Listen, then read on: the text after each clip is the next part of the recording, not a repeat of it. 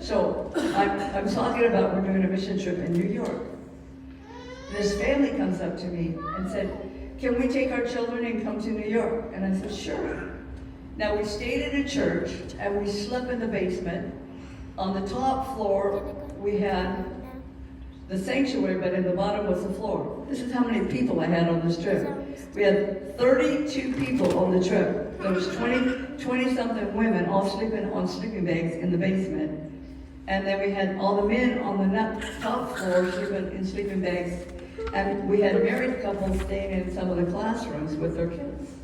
He said, I have a family of children. He said, there'll be 7 of us all coming. He said, we just prayed after you said that you could come on a mission trip to New York. We prayed as a family out in the lobby and said, kids, we could go to New York and use the money that we saved to go to Disney World. Now, you know, kids like Disney World. He said, but it's your choice.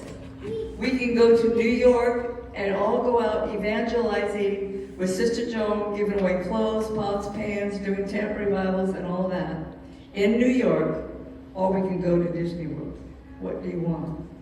So they decided to take all their money and come. Now, I didn't know their whole story, but I have everybody that comes on mission trips, I don't just have them come, I have them use them. So one night, the whole family came up and shared their testimony. And what they said about blew me out of the water. They said, we had a little baby. My wife was pregnant a year ago. And the baby was born. But the baby only lived a month. The baby only lived a month. And the baby died. And our whole family has been grieved. So when we made a choice of going to Disney World or going to New York, we decided that we were going to go to New York and dedicate every person that got saved as a memorial to our little baby brother that died. Now, that's the heart of God.